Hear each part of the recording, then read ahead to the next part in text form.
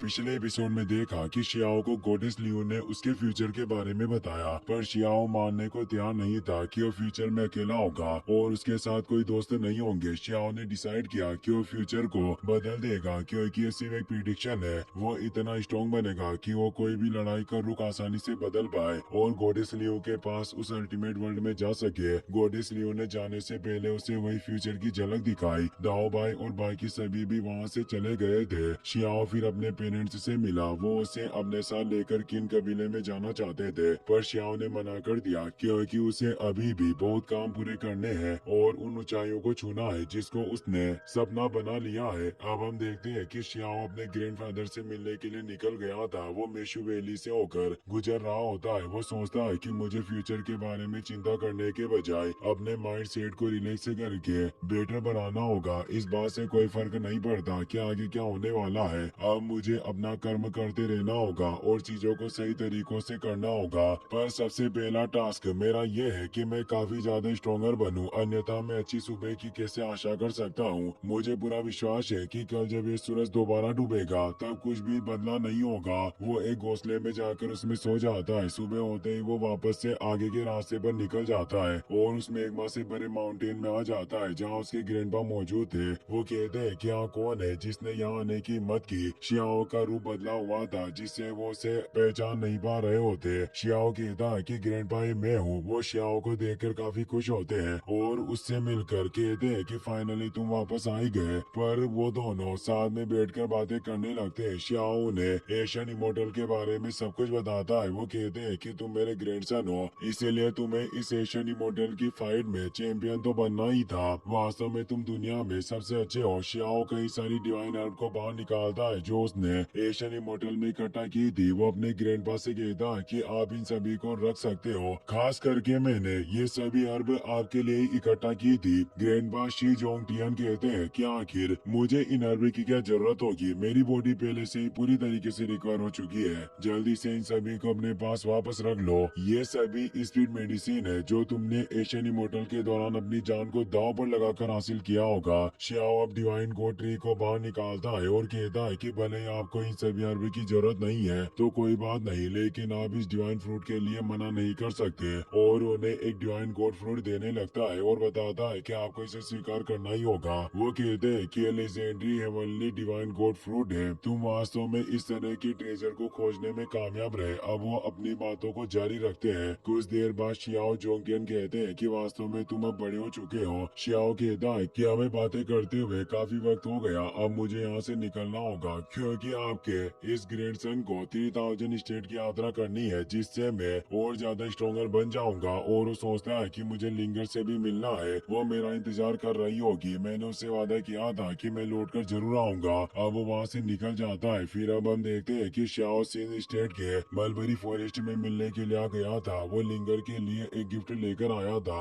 और इसका आइडिया उसे ग्रैंडपा ने दिया था और बताया था कि गिफ्ट से तुम उसे अपनी फीलिंग्स को व्यक्त करना होगा और एक ऐसी बात कहनी होगी जिससे वो खुश हो जाए। शियाओ इन बातों के बारे में सोच रहा था। वो परेशान था कि वो लिंगर को गिफ्ट देते हुए क्या कहेगा। वो सोचता है कि मैं कहूँगा कि ये गिफ्ट तुम्हारे सामने कुछ भी नहीं है, पर उसे लाइन अच्छी नहीं लगती। वो दोबारा सोचता है कि लिंगर, मैंने काफी ध्यान से तुम्हारे लिए गिफ्ट चुना है, पर तुम्हारी खूबसूरती की तुलना में कुछ भी नहीं है। और अब वो तेजी से दौड़कर लिंगर के पास जाने लगता है। वो उसी घर की तरफ बढ़ता है जहाँ वो रहा करता था, पर वो घर पूरी तरीके से नष्ट हो चुका था। यह देखकर शियाओ की होश उड़ जाते हैं। वो गिफ्ट नीचे गिर जाता है जिसमें वो डिवाइन कोड फ्रूट था जो लिंगर को देना चाहता था। शियाओ लिंगर को आवाज लगाता है पर वहाँ कोई नहीं होता। शियाओ परेशान हुआ सोचता है कि इस हमले में लिंगर को कुछ नहीं हुआ होगा। उसे वो जगह दिखाई देती है जहाँ उन दोनों ने साथ मिलकर मलबरी ट्री के पौधे लगाए थे जो अब बड़े हो चुके थे। शियाओ को पुरानी बातें याद आने लगती है। लिंगर को उस वक्त शियाओ की काफी फिक्र हो रही थी क्योंकि वो एशियन इमोर्टल कंपटीशन में हिस्सा लेने जा रहा था और उसे पता था कि इस कंपटीशन में कम से कम 1 या 2 सालों का वक्त लगेगा या फिर इसमें 1000 साल भी लग सकते हैं। इसीलिए उसने शियाओ के साथ मिलकर वहाँ 2 पेड़ लगाए थे ताकि जब शियाओ वापस लौटेगा उस वक्त तक दोनों पेड़ पत्तियों से पूरी तरीके से भर चुके होंगे और ये गार्डन उस वक्त पूरी तरीके से पेड़ पौधों से भरा हुआ होगा। शियाओ को गुस्सा आता है कि मेरी लिंगर को आखिर किसने ठेस पहुंचाने की हिम्मत की। ये जगह फायर डिपार्चर सिटी के अंतर्गत आती है। इस सिटी में मर्डर, और अपहरण जैसे घिनौने काम हो रहे हैं, इसीलिए सिटी लॉर्ड को इसके बारे में जरूर पता होना चाहिए। वो गुस्से में वहाँ से निकल जाता है और फायर डिपार्चर सिटी में आकर सिटी लॉर्ड के ठीक सामने पहुंच जाता है और उस पर तेज प्रेशर डालने लगता है और पूछता है कि सिटी के बाहर जो मलबरी फॉरेस्ट है उसमें जो कुछ भी हुआ क्या तुम उसके बारे में नहीं जानते? वहाँ लोअर वर्ल्ड की एक लड़की रहा करती थी, तुमने उसके घर को नष्ट क्यों किया और अभी वो कहाँ है? सिटी लॉर्ड को उसके प्रेशर से काफी दर्द हो रहा था पर वो कुछ भी बता नहीं रहा होता, इसीलिए श्याओ अपने सोल सर्चिंग मेथड का इस्तेमाल करता है जिससे उसे विजन दिखाई देते है कि सेलेस्टियल क्लैन के 2 लोगों ने लिंगर के घर को बर्बाद कर दिया और सिटी लॉर्ड ने कुछ नहीं किया। उसे सेलेस्टियल क्लैन पर काफी गुस्सा आता है। अब हम उस फॉरेस्ट का सीन देखते हैं जहाँ सेलेस्टियल क्लैन के दोनों लोग बातें कर रहे थे कि वो लड़की काफी ज्यादा ब्यूटीफुल और आकर्षक है। ये दोनों सेलेस्टियल क्लैन के डिसेबल थे। वो कहते हैं कि भले ये लड़की लोअर रियल्म के सिन ब्लड वाली हो फिर भी ये मुझे काफी ब्यूटीफुल लगती है। दूसरा डिसेबल कहता है कि मैंने उसके करीब जाने की कोशिश की पर पिछली बार वो दूर हो गई थी, पर इस बार जब हम उससे मिलेंगे तो उसे नहीं छोड़ेंगे। तभी उन पर तेज दबाव पड़ने लगता है जिससे उन दोनों के मुंह से ब्लड आने लग गया था। उन दोनों को कोई दिखाई नहीं देता। वो पूछता है कि यहाँ कौन है जो हम सेलेस्टियल क्लेन के लोगों को परेशान करना चाहता है। शियाओ उनके सामने आ जाता है। वो दोनों वांग को देखकर काफी डर जाते हैं। शियाओ उनसे कहता है कि तुमने लिंगर के साथ क्या किया और उसके घर को बर्बाद क्यों कर दिया। वो डिसेबल कहता है कि हमें लॉर्ड प्रोटेक्टर के द्वारा लोअर वर्ल्ड की उस सिन ब्लड वुमेन को ढूंढने के ऑर्डर मिले थे, साथ ही 2 सेलेस्टियल गॉड ने भी हमें ऑर्डर दिए थे, इसीलिए इन सब में हमारी कोई गलती नहीं। प्लीज आप हमें छोड़ दे, इस मामले का हमसे कुछ लेना देना नहीं है, हम निर्दोष हैं। शियाओ कहता है कि तुम एक बेचारी लड़की के साथ बदतमीजी करना चाहते थे, मैंने तुम्हारी सारी बातें सुनी है। और वो अपनी डालवो इमोर्टल स्वॉर्ड को बाहर निकाल कर इस स्लेज से उन दोनों को खत्म कर देता है। शियाओ सोल सर्चिंग मेथड का इस्तेमाल करता है जिससे वो लिंगर के ठिकाने का पता लगाता है। वो सीन स्टेट की उस जगह पर आ गया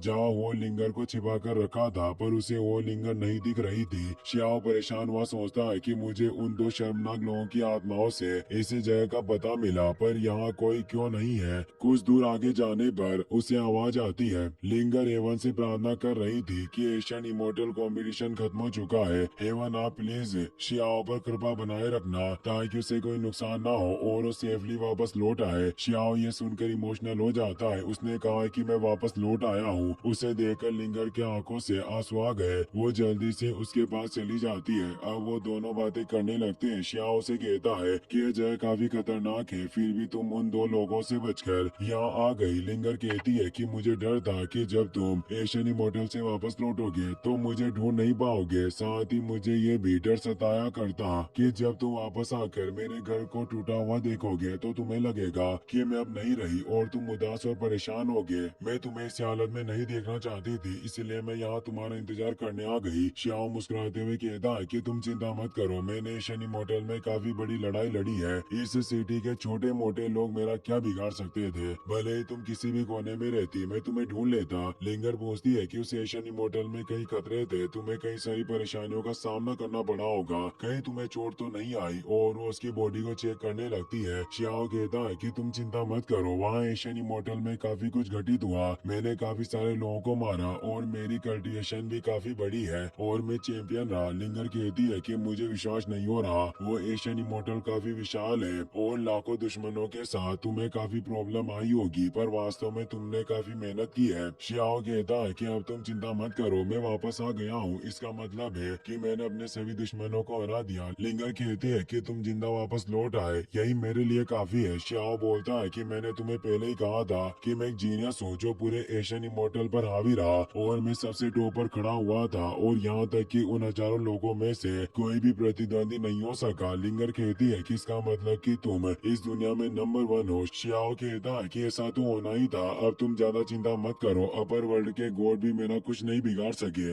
मैंने कई गॉड्स को मारा जो सभी मेरे दुश्मन थे और मैं कुछ डिवाइन मीट को भी वापस लेकर आया हूँ जिन्हें हम साथ में मिलकर एंजॉय करेंगे और एक अच्छा डिनर करेंगे। लिंगर खुश हुई कहती है कि अब तुम अपर रियल्म के गॉड्स को भी मार सकते हो, वास्तव में अब तुम इस 3000 वर्ल्ड को भी डोमिनेट कर सकते हो, तुम्हारा भविष्य वाकई काफी उज्जवल है और अब तुम अपर वर्ल्ड में सबसे स्ट्रॉन्गेस्ट होगे। उसे शियाओ के साथ अपनी पहली मुलाकात याद आती है जब उनकी लड़ाई हुई थी। उस वक्त उन दोनों की पावर बराबर लेवल पर थी जिससे वो साथ थे, पर लिंगर सोचती है कि मैं तुमसे काफी कमजोर हूँ, आखिर मैं तुम्हारे साथ अब कैसे रह सकती हूँ। शियाओ कहता है कि तुम कैसी बातें कर रही हो, हम दोनों लोअर रियल से आए थे और हमारा एक ही रास्ता है। अब तुम्हें कभी अपने कल्टिवेशन की परवाह करने की जरूरत नहीं होगी। जहाँ तक मैं तुम्हारे साथ हूँ, वैसे भी मेरे होते हुए मैं तुम्हें किसी से लड़ने नहीं दूंगा। जो भी तुम्हें चोट पहुँचाने की कोशिश करेगा मैं उसे खत्म कर दूंगा। लिंगर इससे खुश होती है और सोचती है कि मुझे भी इस बारे में ज्यादा नहीं सोचना चाहिए कि मेरी पावर कमजोर है। हम दोनों बचपन से एक साथ बड़े हुए हैं, यही काफी है कि हम साथ हैं। और वो शियाओ से कहती है कि तुम्हारी बातों ने वाकई मुझे खुश कर दिया, पर अब तुम फ्यूचर में क्या करना चाहते हो। शियाओ सोचता है कि मुझे बॉर्डर्स पर जाना है और वहाँ से लियू शेन के रास्ते पर आगे बढ़ना है और उसे अल्टीमेट वर्ल्ड में पहुँचना है जहाँ लियू शेन चली गई है, ताकि मैं उस फाइट में हिस्सा ले सकूं जिससे वो लड़ रही है और उनकी मदद करके लड़ाई का रुख बदल पाऊं। पर इन सभी बातों को बताने से लिंगर की चिंताएं और ज्यादा बढ़ जाएगी और मैं ऐसा नहीं चाहता। लिंगर भी समझ जाती है, वो सोच रही थी कि तुम्हारे दिल में काफी हाई स्टैंडर्ड मिशन होने चाहिए और अगर मैं तुम्हें फॉलो करूंगी तो मैं तुम्हारे लिए एक बोझ बनूंगी और तुम्हें लड़ने में प्रॉब्लम होगी। वो शियाओ से कहती है कि तुम जो करना चाहते हो वो करो, मैं तुम्हें नहीं रोकूंगी। शियाओ बताता है कि मैं एक प्राचीन रहस्य को उजागर करना चाहता हूँ ताकि मैं इमोर्टल एशियन एरा के विनाश का कारण जान पाऊँ, साथ ही ये भी जान पाऊँ कि सारे इमोर्टल कैसे नष्ट हो गए। इसके अलावा मैं ये भी जानना चाहता हूँ कि इस एरा में इमोर्टल बनना इतना मुश्किल क्यों है। पर इन सभी समस्याओं को हल करने में बहुत वक्त लगेगा,